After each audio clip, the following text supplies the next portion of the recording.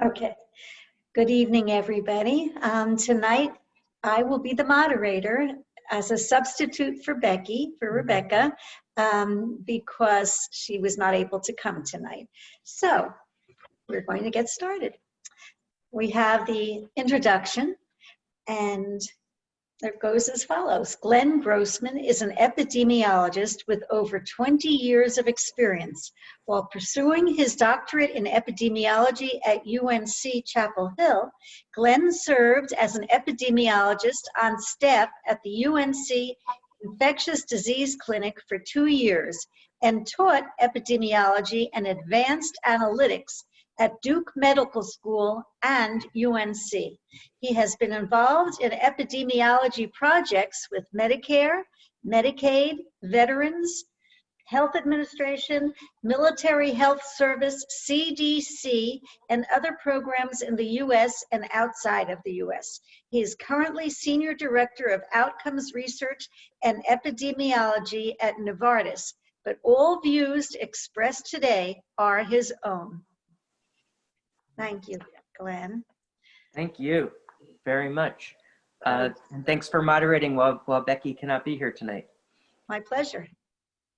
And so what are the questions tonight? Okay, here we go. The first question is, could you please give us an update on the U.S. and abroad, what's going on?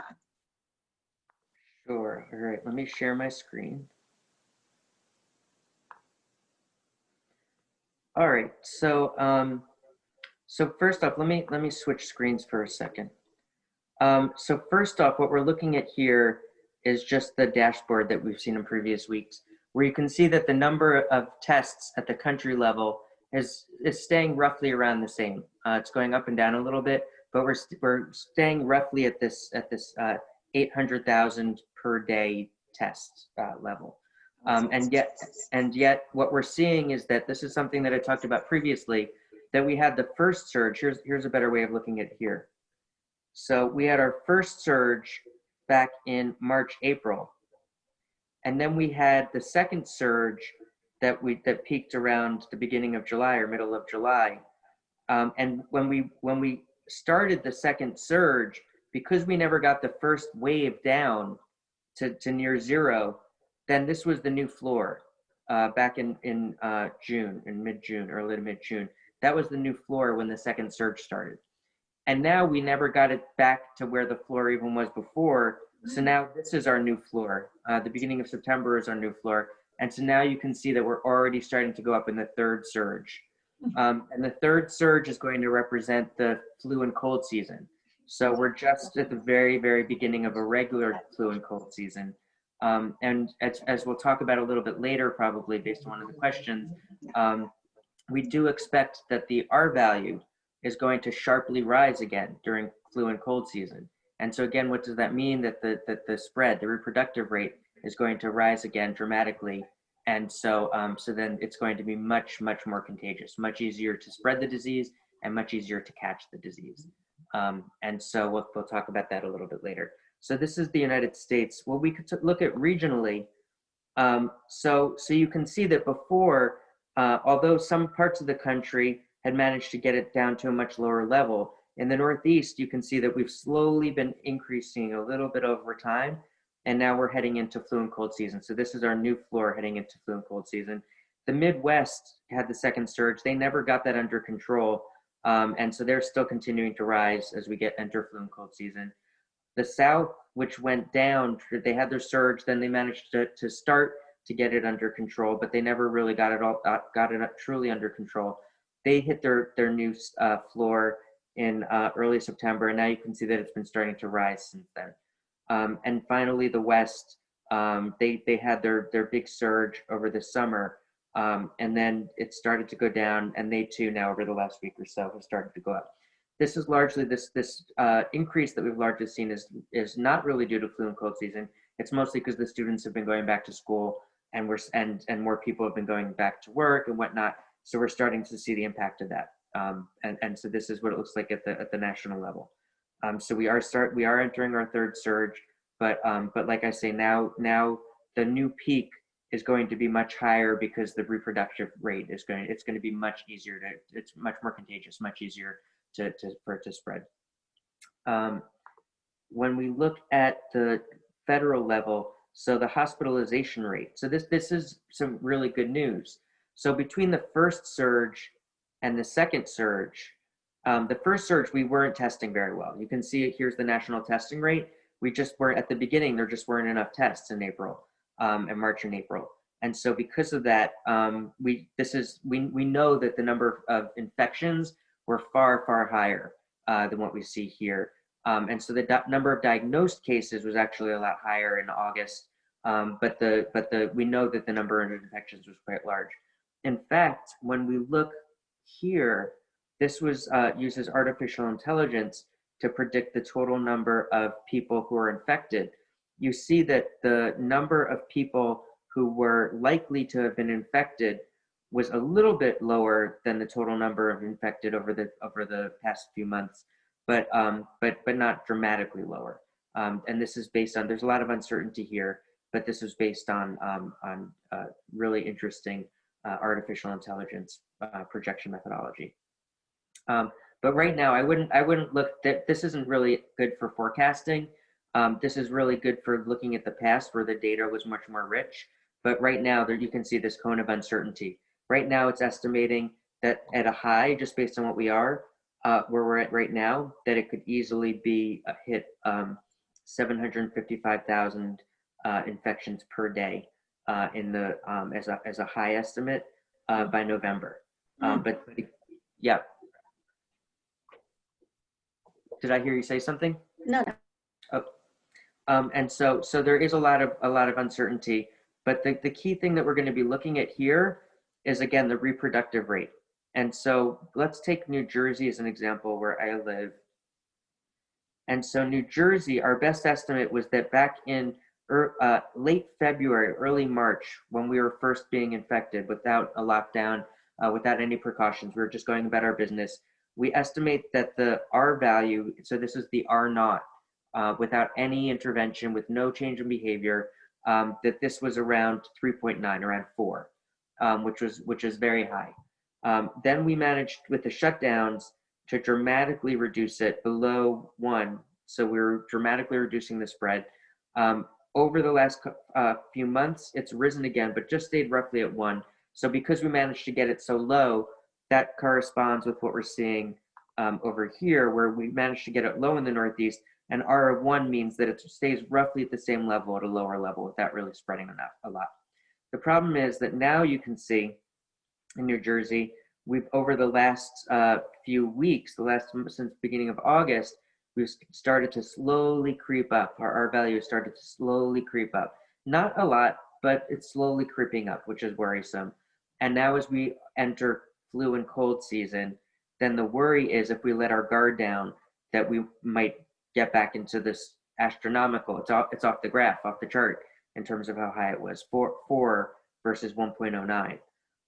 You can see in some other states, they're already starting to go up. New Hampshire is 1.22 relative to where they were at their high is 1.76. So typically the key factor here in terms of why are some states higher than others, the more densely packed a geography, so a zip code essentially, the more easier it is to spread.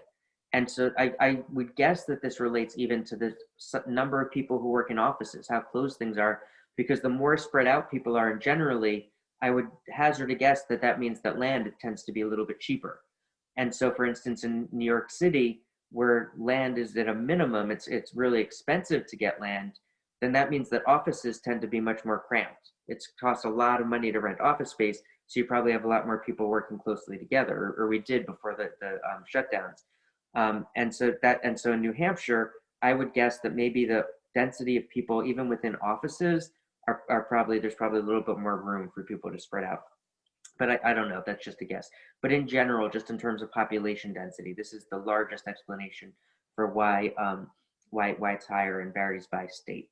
But this is important. Like, so for instance, if you look at New York, that's also was around 4. There were some estimates that were even had New York City at 5 or above, which is very high. Yeah, so we can't let our guard down, but it's cold and flu season, and it's going to be a real challenge to prevent the R from going high again. All right. Are there any? I can talk a bit about ex-US a little bit. So let me come back over here. There were two things I wanted to talk about actually. One was this. Nope, not that. Was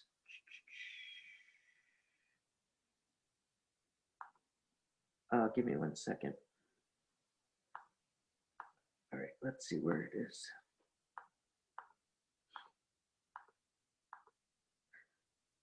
Okay, there it is. All right, so one thing that was interesting that we've been tracking for some time is the impact of cold and flu season, and particularly seasonality. So over the last few months, when the Northern Hemisphere has been enjoying summer, the Southern Hemisphere has been going through winter, enjoying winter, but they've been tough because this has been COVID season for them. And so as we saw just what I just mentioned in the United States, that we expect R to vary, here we didn't know what that would mean in the Southern Hemisphere yet. And so now we know that early on, when the rest of the Northern Hemisphere was really having a challenging time back in March and April, you can see that back then, although there were some infections, you can see there were limited infections in Australia, Chile, Brazil, Argentina, Bolivia. You can see that it wasn't very high because that was their summertime, and so it was very easy to suppress it. This was their summertime. As they went into spring and into winter, or rather into fall and into winter, you can see that it was much harder to suppress it. Chile got hit fast. It got out of control fast. Brazil stayed in a shutdown for a while. So it was, and other countries, I don't know exactly what their shutdown was like, but there was definitely restrictions on movement. But Chile, it got out of control in some of the poorer areas. Some of this, I think this peak up here was just data issues, reporting issues, and that's why it suddenly jumped up for a period. But you can see that as a whole, the general shape of the curve, that there was huge seasonality of impacts. When we exclude Chile, then it's a little bit clearer, easier to see some of the others. You can see that with Brazil, with Bolivia, you can see that there were these clear peaks that went according to their winter season. And so a lot of us are going to be expecting that now. Argentina started going up, and that is still going up in Argentina. So the question might be, well, if we do get hit in our typical cold and flu season in the Northern Hemisphere, let's say in the United States, when will it end? And so these will be the analogs that we'll be looking at to see, well, when did it end in the Southern Hemisphere? And then that'll help us to predict when it might end in the Northern Hemisphere. But unfortunately for Argentina, they're still going up. So we're not seeing a decrease yet. So that might be an example that it could potentially extend our flu and cold season in the Northern Hemisphere. So in the United States, past March or April. And so we don't know yet. Will we be more like Argentina or more like Bolivia or Australia? Australia got it way under control. And the reason for that is 2 or 3 main reasons. The first main reason is that they have been doing extensive testing. In order of magnitude, more testing per positive case than the United States. Maybe at least 2 orders of magnitude. Let me take a look. Here's United States. So when we look at tests per confirmed case,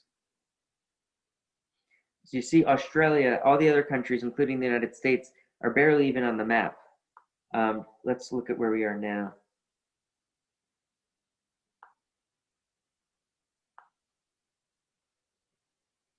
So Australia is doing 846 tests per positive result. So for every test that has a positive result on their diagnostic test, there's 846 tests, so 845 negatives. They're doing a massive amount of testing. And that is why we saw the curve that we saw here. Well, first, let me show you the other one. So here's 846 is Australia. That compares to United States, which is 21. So for every one positive test, we have 21 other tests. So 20 negative tests, essentially, for every one positive test. And so an order of magnitude is when you multiply 10 times something, that's what we're talking about in science when we talk about an order of magnitude. So if you were to multiply this by 10, then that would be 200 tests per positive, and that's still less than what Australia is doing. So we're far, far less. And what does this mean when you look at confirmed cases? That is why, that is why Australia managed to beat down their surge so fast. They had this wave that it was a very clear wave because it's wintertime in Australia, and yet with all their massive testing, they were very rapidly able to identify people who were positive and then contact trace them and then very rapidly bring it down. So there is no reason from a natural perspective in terms of the spread of the virus why this should have been the case. 100% this was because they were testing it. It was all based on the government's management of the disease. And it was effective. And so this is what we're not doing in the United States yet. But anyway, so that was the first thing I wanted to show you, comparing the Southern Hemisphere, because that shows the clear seasonal pattern. And then the second thing I wanted to share was looking at some other countries that we're looking at. Interestingly, Israel just announced that they're shutting down as of yesterday. And the reason they were shutting down is because their caseload started to go up. So you can see it was interesting because back in March, April, there was a huge debate in Israel about whether the lockdown was necessary. And one of the most famous scientists, not an epidemiologist, I think he was a physicist or something, argued that the lockdown was unnecessary because based on the shape of the curve, it would have burned out on its own anyway. And so the massive lockdown was not necessary. But now that's clearly been refuted because they did not lock down a second time here, and now it's getting out of control.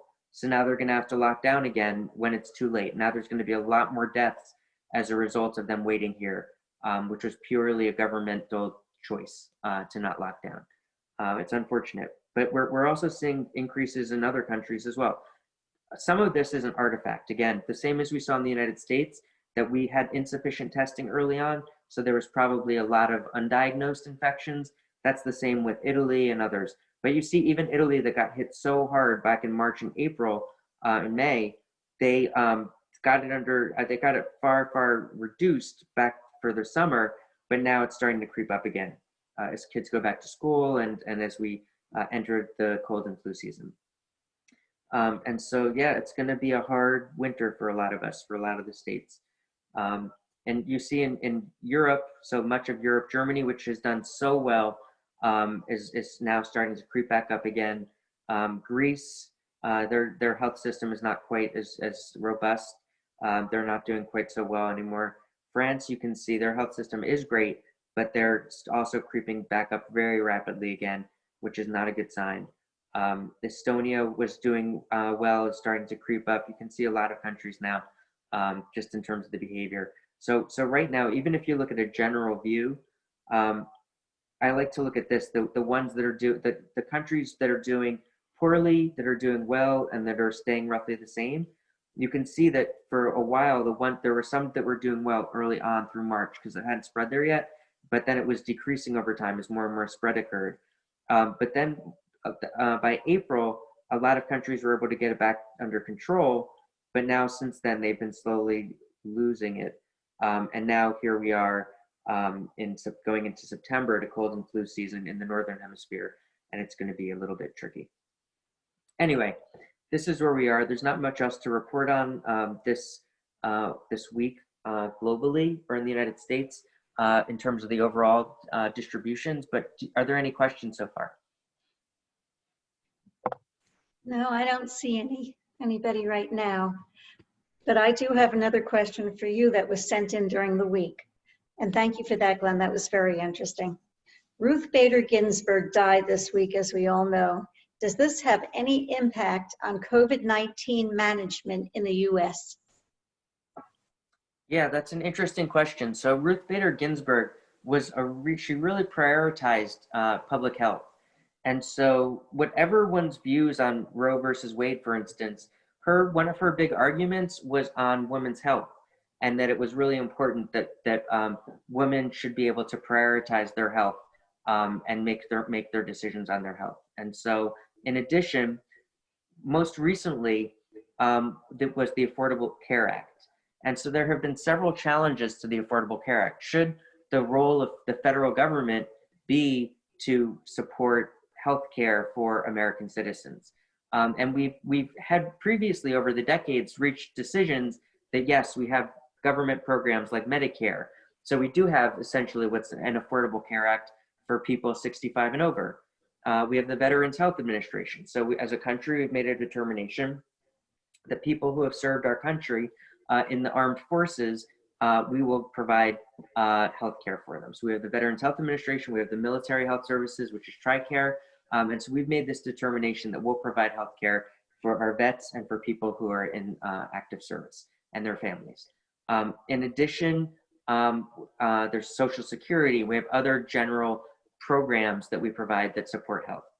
The Affordable Care Act was meant to increase this and expand it. And one of the key arguments was actually because of epidemics. So this idea that by giving access to medical care for other people, it actually protects us who might already have health insurance, because if there's a viral outbreak, presumably having access to health care, and when a vaccine comes out, having access to a vaccine will suppress the virus across the country among people who might not have had the health insurance, but now when they have access to health care, they can suppress the virus, and that reduces our exposure. So another way of saying this is that, so when a vaccine comes out, if it's free and widely available to everyone, then we ourselves, even if we don't get the vaccine, are much, much less at risk, because it reduces the reproductive rate, dramatically lower. And it's actually interesting because this is the same concept for every disease, every communicable disease that can spread through other people. And there's a lot of examples of this, so viruses and bacteria and other pathogens that spread from human to human contact. When you have widespread medical care, then it doesn't just protect the people who directly receive the medical care, it protects everyone else who could potentially become infected. And that means things like HIV, it means things like hepatitis C, it means every communicable disease. And so we see during the time of the epidemic how important this is for other people, because giving health care to other people helps to protect us. And so the Affordable Care Act was a key component of this, getting people access to medical care. Unfortunately, there's a lot of people who have been getting COVID-19 over the last 6 months and still do not have access to good medical health insurance. And so their health bills are going out of control, and that's because we still have insufficient medical access in this country. And so Ruth Bader Ginsburg was one of the leading proponents of fighting to ensure that the Affordable Care Act remained law when it was challenged.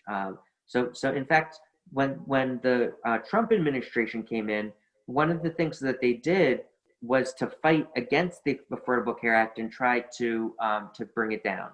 The Department of Justice actually made arguments that the Affordable Care Act should be removed, and so luckily Ruth Bader Ginsburg was one of the people that said no, we should continue to have the Affordable Care Act. It's interesting, and we'll probably come to this in a little while. It's interesting because the public health community at large supports public health by definition, and in order to support public health, you need to support medical access, widespread healthcare access. And so the fact that the Trump administration came out strongly against widespread medical access was a reason that the public health community was opposed to many of these Trump policies early on. This has made it a challenge during COVID-19 because some people who are Trump supporters have claimed, well, the reason that we are opposing Trump for COVID-19 management is not because of what he's actually doing for COVID-19, but because we oppose Trump to begin with, and regardless of what his management approach might have been. And so we'll come to that in a little while, but for now, just focusing on Ruth Bader Ginsburg, everything else she might have done, she really, really was a strong proponent of public health, and definitely should be remembered for that as well as anything else. Okay, well, this next question is related to what you were just talking about. The Trump administration just announced that all rules and drug approvals will come out of the Health and Human Services Department instead of the Food and Drug Administration of the Centers for Disease Control. What does that mean for the COVID epidemic? Yeah, so this is actually really interesting. So for science to be effective and scientific control over scientific issues, there needs to be a degree of independence, both in terms of the way that the underlying science is conducted, to ensure that they're methodologically rigorous, to ensure, and also in terms of the interpretation of those studies, and then finally in terms of the communication. Over the last few months, let's say, or at least 6 months with the outbreak of COVID-19, but even before then, we've seen that there was a challenge with the CDC, and it really became damaged, both in terms of the policies that it was promoting have been terrible and against what public health would command, and the communication has been abhorrent. Even up to the last week or two, where it's just clear that the health scientists are not writing the policies, that it's all just politics. But now in the latest thing, so the head of the Health and Human Services has just decreed that from now on, during this presidency, there will be no new regulations by the FDA or the CDC. That now all new regulations will come out of Health and Human Services. So what does this mean? When a vaccine is going to be approved, it was the Food and Drug Administration that's always approved it. I mean, that's the whole point of having a Food and Drug Administration, that it was a science-based approach to approving or rejecting medicines and vaccines and all these things. Now, the Health and Human Services has shifted this and said, and now the Health Secretary, Azar, has now made it clear that he gets to decide what vaccines are approved or rejected going forward during the rest of this presidency. And so this becomes extremely problematic. And so now it's a challenge for health organizations and public health organizations, because for us, this is an extreme red alert that's going on. It should not be political decisions. It should be scientific decisions that determine the safety and efficacy of all vaccines and drugs that are released. And now it makes it hard for us to communicate, because we've been having these red alerts for a few years now. And I don't know what to do about that. This is problematic for this to be changing this way.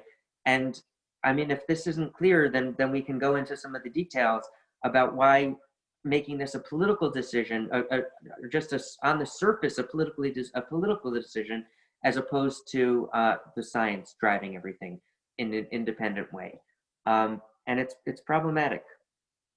I can go on. There's some more. I think I can continue talking about this. This was another question that came up, but I'll just lead this because it follows closely.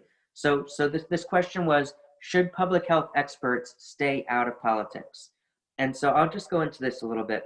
So like I said, because the Affordable Care Act was against public, by being against the Affordable Care Act, that means that it was against public health.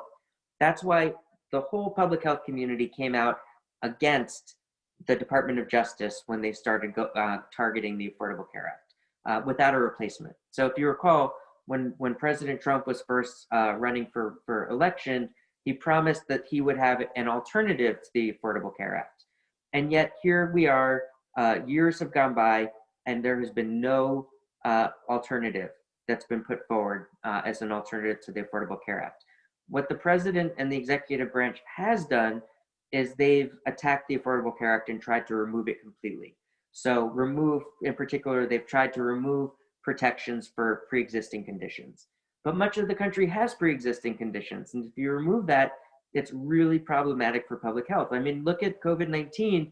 People with pre-existing conditions tend to be at higher risk for contracting the disease and for having serious effects from the disease. And so it makes sense that we are appalled that the Affordable Care Act, even right now, there's lawsuits that are trying to take down the Affordable Care Act in the middle of the epidemic. And so, but this is an interesting thing that's happened, looking at Scientific American. So most scientific organizations don't get involved with politics. Like, so healthcare organizations, we need to be involved in politics when it's something like public health or medical access. These are public health questions that we need to have a point of view on. And so that's why we get involved. Scientific American has stayed out in its 175-year history. They've never backed a presidential candidate for this idea that there needs to be a clear division between the science and reporting on science and between politics. But in large part, because of how bad things have gotten in the United States, particularly with the pandemic, they've changed their rule, and just to make it clear that we need to change the administration now. And here's why. Let me show you a clear example. So what I'm showing you here is the death rate per million people. The reason that we do it per million people is so then we can compare the death rate across different countries. And you can see, so a country like Japan is much smaller than the United States. So it wouldn't be fair to just add up the total number of deaths in the United States from COVID and compare that to the total in Japan, because it's not apples to apples. So when you do it per million people in each country, then it makes it apples to apples, because if the countries were exactly the same size, then you could compare.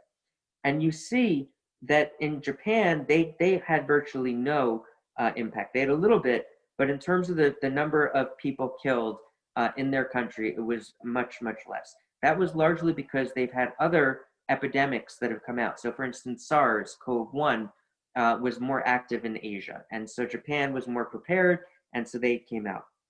We were prepared in the United States.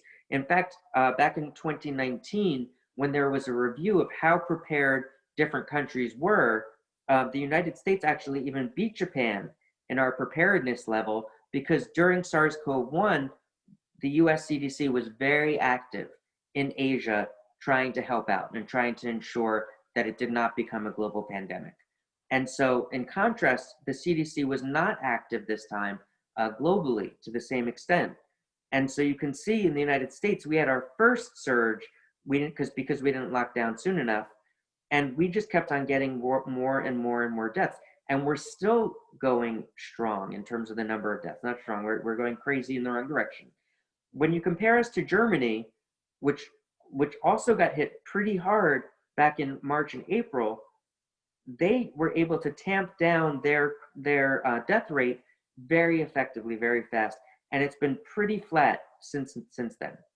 The US CDC was much more prepared than Germany's. We knew exactly what to do to the same degree that Germany did. And I mean, Germany has a great CDC. They have a great government. Angela Merkel, who's currently heading it, she knows her stuff. She was very transparent throughout the whole thing. In Germany, interesting, there have been tons of protests because they didn't want the government to shut down originally. They didn't like the fact that the government is making people wear masks. So there have been all sorts of protests, just like there have been protests in the United States. But the government made a different decision. And because they made this decision, they've had tens of thousands less deaths per million, hundreds of thousands than the United States. The United States, my best estimate is that currently over 265,000 people have died from COVID-19 in the United States. And so you can see this is an order of magnitude different. Europe, there were some countries that were more or less well prepared across Europe. There are some countries that were really bad. One of the benefits that we had going into the US epidemic was that we had one national CDC that we can concentrate with all the brain power, the resources, the funding, everything they needed, the emergency powers were all concentrated at the federal level. And so as a result, because we gave up, or the executive branch decided not to use the CDC, and we had some tremendous failures with the CDC.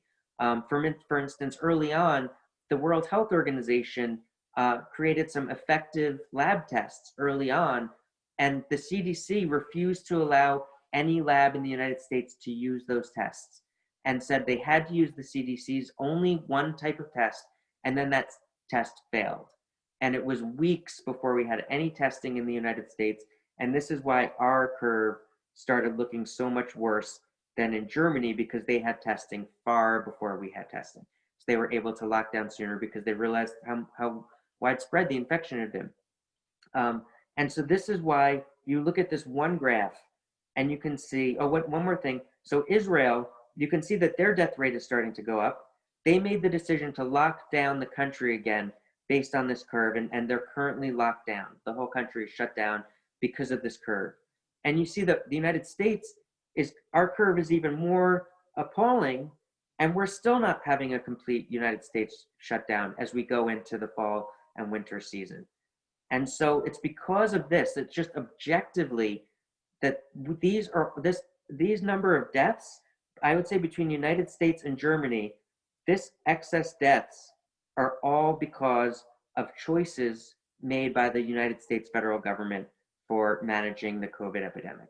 And this is why Scientific American, which everyone can agree has not been political at all in any way. They have never, ever in their history, when we've had previous political elections before, they've never in their history got endorsed a candidate. That is why this one graph shows why they have made the choice now. And it also validates why every other public health organization has come out strongly in one way.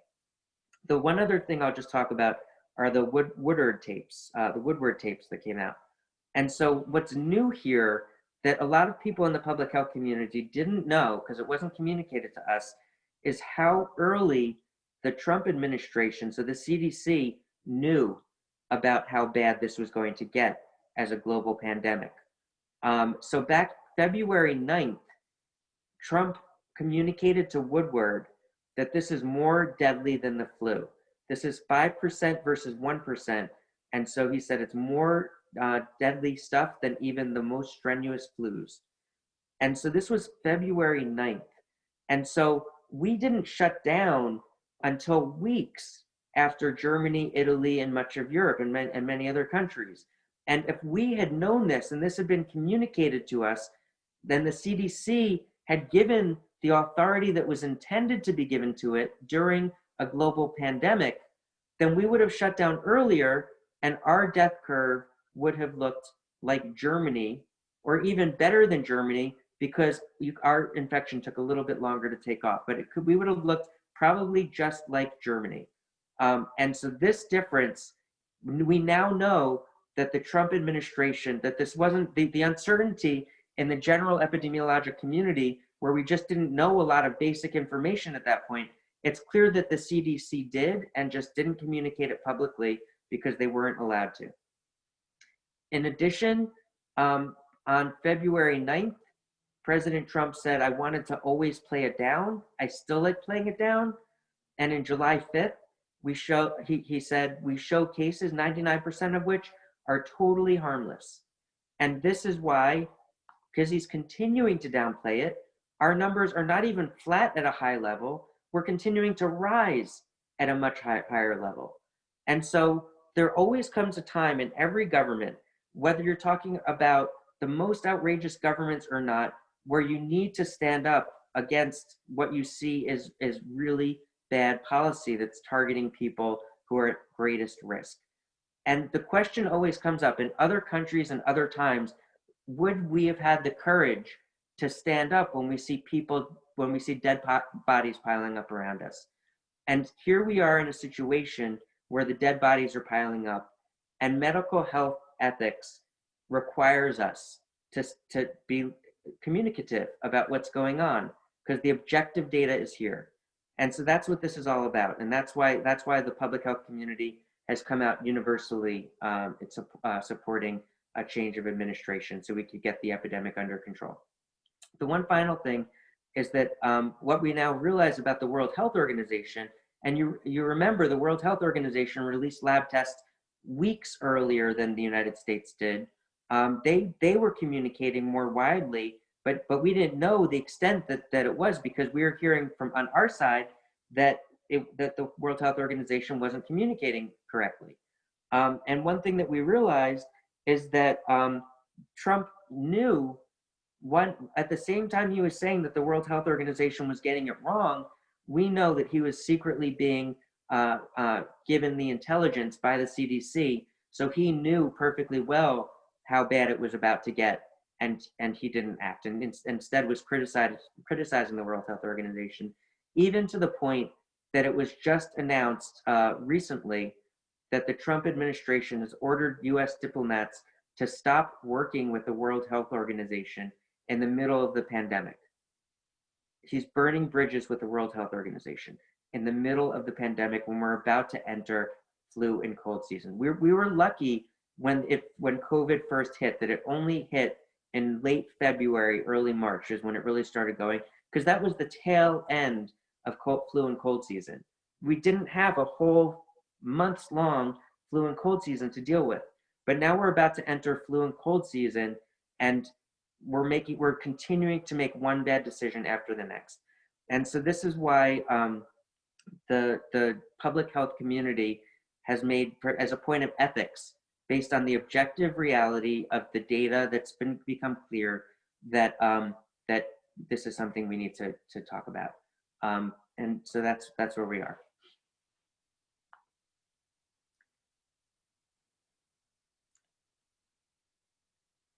All right, you're on mute.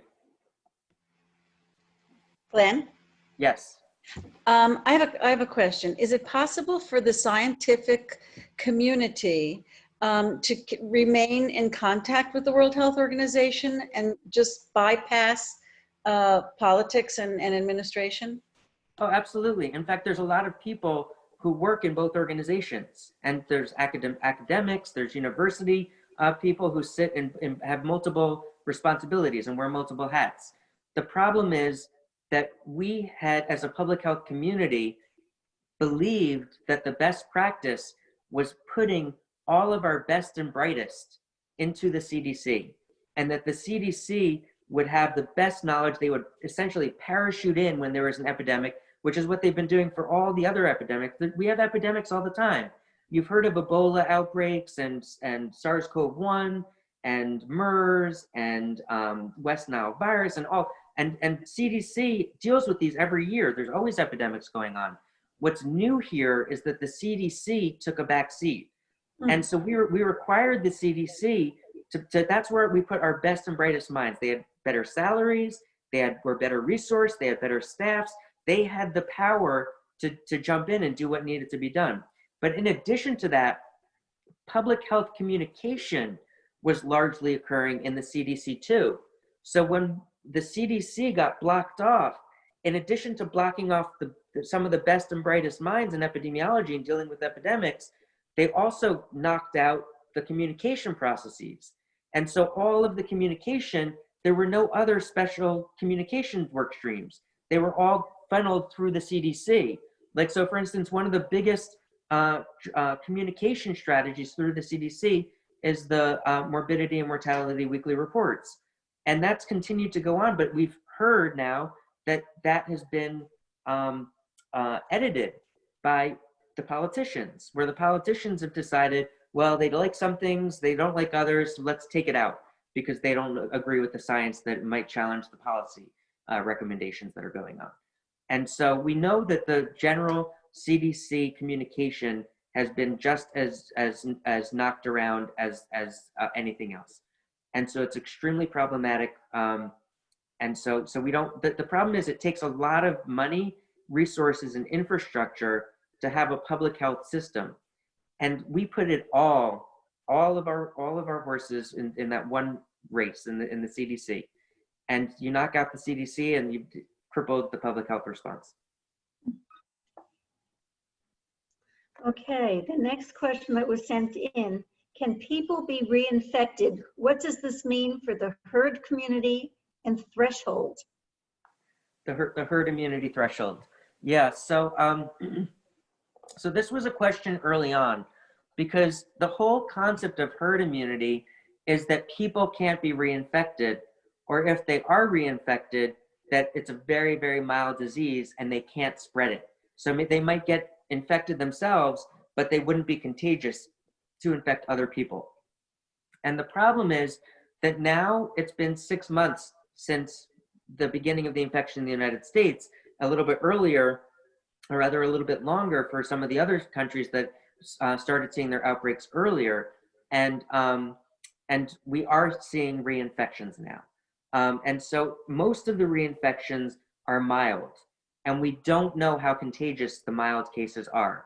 But unfortunately, there are 2 cases now that have been identified where we can confirm that they were previously infected, then recovered, and then months later, not only did they get reinfected with a different variant of the SARS-CoV-2, but we now know that it actually was an much more extremely severe case that they got the second time around. And so this means that for some people, it's almost like a sensitization that occurs, almost like an allergic response, where when you have an allergy, the very first time you're exposed, there's no allergic response, it just sensitizes you. But then the next time you're exposed, that's when you might have a massive allergic reaction. This is not a pathway like an allergy, so it's not the same type of mechanism, a biological mechanism, but something interesting is going on that might be making it so that some people on the first exposure were just sort of sensitized, and then on the following exposure, months later, it puts them in the intensive care unit when they might have only been asymptomatic or a mild case earlier on. The reason it's taken so long to conclusively prove this, because people have maybe had symptoms over time, but before we didn't know if that was just an initial infection that sort of was just hiding in the body, where maybe it just wasn't replicating in the nose or the lungs. So when we did nasal swabs, you didn't find any RNA, you didn't find any viral replication, but maybe it was still continuing to replicate in the cardiovascular system or the gastrointestinal system, and then just sort of reemerged across the body, and then again had respiratory symptoms and that kind of stuff.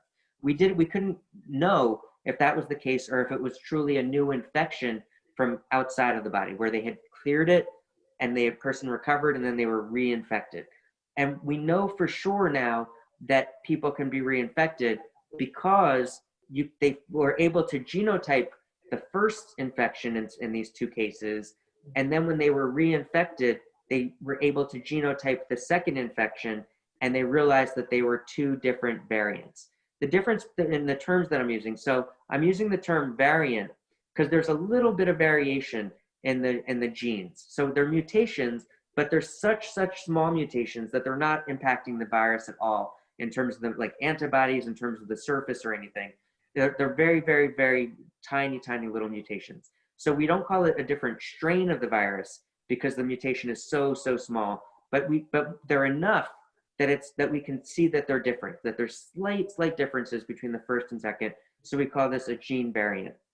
And so most people who get infected are not genotyped, because why would you for most people? Because we know it's not mutating very much. So when you get a normal test, you would either get an antibody test or you get the regular nasal swab test, and we don't know what the genes are because we're not genotyping most people. And so that's why it took so long for us to figure this out.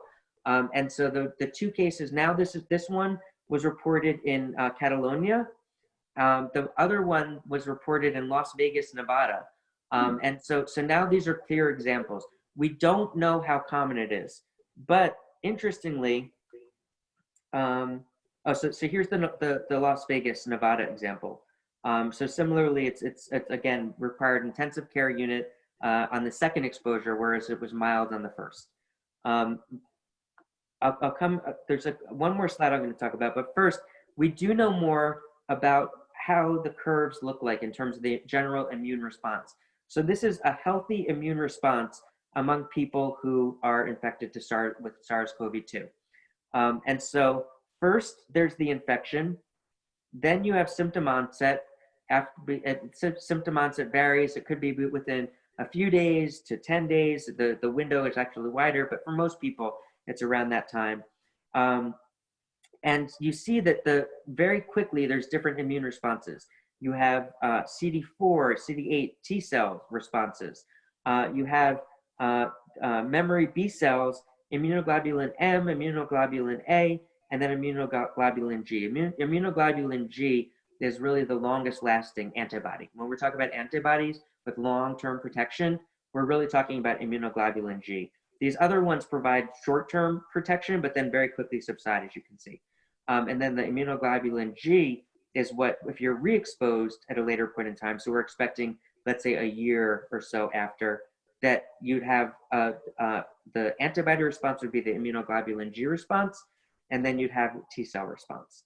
And so this is right now dotted line. We don't know exactly how that would look like yet with this disease because it hasn't been a year yet. We're still trying to figure this stuff out. But right now, it has been long enough that for the number of months that we've seen, this would be a normal response that we're looking at.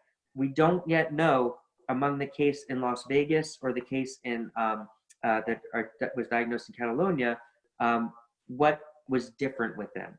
And so, for instance, it could be the case that maybe the antibodies persist, but the T cells go down very quickly. And so maybe if someone's infected again, like at this point in time, for some reason, it's the combination of different immune responses that are not working well in some subset of people. So that early on, it's enough that it can clear it. Maybe the immunoglobulin M or A are really critical for responding early on. And maybe because they're not there, but there is an immunoglobulin G response, maybe it somehow does something and makes SARS-CoV-2 much more severe in terms of its impact. We do not know this yet. And because of that, we don't know how widespread it is. We literally just over the last few weeks with the Nevada case and the Catalonia case, even knew that this was something, or even confirmed that this was something that we now know to be the case, that people can be reinfected and it could get much, much worse. The problem for us is that at this point, I estimate, a lot of epidemiologists estimate that maybe we have as many as 15% of Americans already infected with SARS-CoV-2 at least once. So that equates to around 50 million people in the United States. If even 1% of those people who were previously infected could get reinfected and they were mild before and it suddenly becomes something that puts them in the intensive care unit, then that means that 500,000 people in the coming months might be at risk of going into the intensive care unit when they only had a mild infection early on. Wow. We don't know what this looks like yet. Right now, you can see how difficult it is to even get this confirmation because it required genotyping the initial infection and genotyping the second infection. And who does that? Most people who get infected, you're not genotyping the virus. And so because of that, it's taken so long to know. We don't have any idea what the epidemiologic distribution of this is because it hasn't been studied yet. And when you tamper down the epidemiologic spread, like we've done so effectively with masks, we've reduced a lot of people having even the opportunity to get a second infection just because, for instance, in New Jersey and New York, where we got hit early on really hard, the numbers have been very, very low over the last few months. So people might have been at risk of being in the intensive care unit if they got a second infection, but they were not exposed a second time during that period, so they're not. So now in the coming months, it really puts us at risk. And so there's another study that I want to point your attention to. This was actually published in 2018, looking at another coronavirus, and so looking at the patterns that one played. And in this one, they followed a rural community in Kenya for 6 years. And they wanted to see how much reinfection could occur with it for this coronavirus that they were studying over that 6-year period. And what they found, the first relevant finding was that some patients weren't infected just once, but they were reinfected twice. One person even contracted the virus 4 times. Wow. what's unique about this version of the virus, so this is a different species than SARS-CoV-2. It's still within the same general body of coronaviruses, but a different species. This one is much more mild. It just gives cold symptoms. It's not a severe disease like we have with SARS-CoV-2. But because it's a coronavirus, and they tend to act in many of the same ways across all the coronaviruses, it's really interesting when they found this. But the most significant finding of this study was that even after 6 years of natural infection, there was no vaccines or anything that they were dealing with then. It just has cold symptoms. So it wasn't evaluated for the perspective of like how severe it was. But even after 6 years, herd immunity to this human coronavirus was never acquired. So natural exposure, widespread exposure to this coronavirus for 6 years, there were no vaccines or anything here because they were making no attempt to make a vaccine for this coronavirus. After 6 years, there was no herd immunity, and that's because people are getting reinfected. What this means in the United States is that now we know people are getting reinfected, and that means herd immunity is likely to be a fantasy in the United States. And with natural herd immunity, let me be very clear. When we have a vaccination program that's put in place where we have effective vaccinations, then we could still potentially get herd immunity, depending on, we might need to get antibody booster shots every number of months. We don't even know what that would look like yet. But this idea of herd immunity is now a fantasy, and most likely what we're going to be looking at, in the same way that we have flu and cold spreading every year, we're probably going to be having SARS-CoV-2 spreading every year, and we'll have coronaviruses that are spreading, which means that luckily we're continuing to invest a lot in vaccines, and it's going to be much better for us as some of these get released. Do you want me to talk about vaccines? I know that we're at 8. Do you want me to talk a little bit more about vaccines? I have a question. All right, Yep. Harry. Given the information that you have about getting the second episode of infection being more symptomatic than the first, won't having the vaccine as the initial vaccination point of introduction of the virus create a situation where you will then be infected a second time and potentially be sicker than if you never had the vaccine in the first place? That is the key $10 trillion question that nobody knows the answer to. And that is a major question. And the problem is, if we release the vaccine early with the early use authorization or emergency use authorization, then it's going to be hard to know the answer until we play out the natural experiment in real life. And this could be worrisome. At this point, I am very cautious about taking any vaccine that's released in October. Even if it's approved by the United States government, we just don't know this yet. It's something we're still looking at. It may be the case that some of the data coming in suggests that, or maybe it is capable of being evaluated whether these the antibody drug enhancements that we're concerned about here might cause a problem. Right now, I don't know the study sufficiently well for these vaccines if this is being evaluated, but the number of people that are likely to have become infected after the vaccine is likely to be small.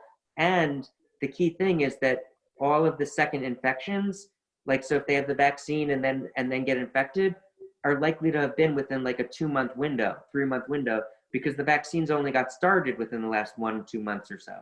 And so that means that the new second infections are still going to be within this early window. We don't know yet whether, if you get the vaccine now, whether 6 months from now or a year from now, you're going to be at higher risk because of taking the vaccine. And that's the big worry that a lot of us have right now. And in fact, I'll take this segue just to talk about one other thing. So Astrazeneca vaccine update. So the question is, first I'll say, should we fast track a vaccine for the coronavirus? And there is a debate going on among epidemiologists about whether we should even fast track this at all. Maybe we should wait. And the 3 arguments are these. 1, will use of a partially effective vaccine lead to risky behavior that outweighs the vaccine benefits? So for instance, we know with the flu vaccine, it might only be 40% or 50% effective. If everyone goes out and gets the vaccine, well, all the bars start to fill up again and everyone go back and eat at the restaurants and assume that it's totally over. Well, everyone let their guard down, no longer wear masks or anything, because who wants to do that? If people let their guard down and the vaccine is only 40 or 50% effective, like a typical flu vaccine, then that means that we're going to spread the virus like crazy, and it's going to still be quite a lot of spread. Even if it's 50% less, there's still going to be millions of people that get infected and a lot of people that die. So that's the first worry. The second worry is, will an early authorization undermine public acceptance of a later, safer, more effective vaccine?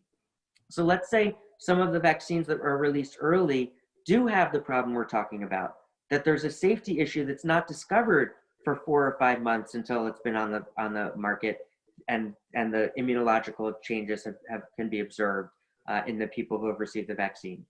If that's the case, and there turns out to be a major problem with some of the vaccines that are released first, then it might challenge any vaccine program that takes place over the next year or two. And then we're going to be in all sorts of trouble, because what are we going to do if we don't want this whole COVID-19 pandemic to extend for years. So this could be a major problem if we release this drug soon. And then the third thing is something you may not have even considered. So the FDA has to consider the impact of an emergency authorization on existing vaccine studies. Say the vaccine is released, and you could either take the vaccine that's been approved by the FDA, or you could go into a clinical trial where there's a placebo or a vaccine, and you don't know if that vaccine will be safe or effective, and you don't know if you're getting the placebo.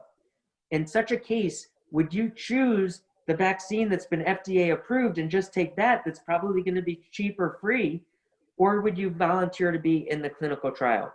The vast majority of people who are volunteering for these clinical trials would probably say, no, I want the vaccine that's already available. I'm going on that. That effect of that would be to make it much, much harder to recruit people for all of the dozens of other clinical trials that are going on for the dozens of other vaccine candidates. And so an emergency use authorization could really get us into trouble and really make it more challenging to identify other vaccines that might be more effective or safer over time. So there is a big debate going on in the epidemiologic community about whether we should even have an emergency use authorization for the vaccines. And so it's a big issue. Even just taking politics out of it, it's a big issue. And the converse side, I mean, I want to stress these things, but then also conversely, if we don't release a vaccine early, then you're going to have hundreds of thousands of more people dying over the coming months of the regular flu and cold season. That's not going to be the COVID-19 season too. And we need to avoid those hundreds of thousands of people dying that we know are likely to die because of that. And so there's no easy answer here. So this is something that's being objectively debated outside of the politics. The politics only makes things more complicated here. The one other thing with AstraZeneca, so I think we mentioned last week, AstraZeneca had a safety issue potentially. So they stopped the trial to see if it was due to the vaccine. Then they restarted the trial. I think in UK, I don't know if they've restarted it in the United States. I think that they have. I don't know if they have for sure though. But the reason that they stopped it was because it had an immune response. We'll talk about this next week in terms of COVID being a brain disease, but there's some immune responses like multiple sclerosis-like responses that we know are related to SARS-CoV-2. I won't show this, I won't give it away for next week yet.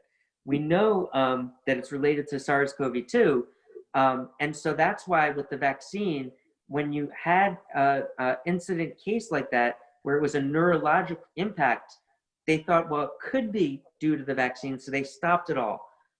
The clinical folks who look closely at the clinical trial to see if this could be due to it have determined in Oxford that they don't believe it was due to the vaccine. I'm not sure. I mean, this is not transparent to any of us until after the final results are released. So we don't know for sure. There's still a lack of transparency on exactly what they found and why they determined that it wasn't related to the vaccine. But I mean, on the flip side, AstraZeneca recruited, I think, like 30,000 people as part of their vaccine study, not quite so many yet.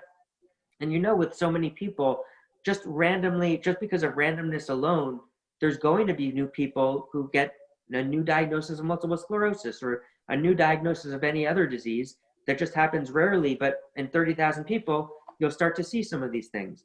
And the question will always be, well, is it due to the vaccine or is it due to the just randomness that they would have gotten in anyway?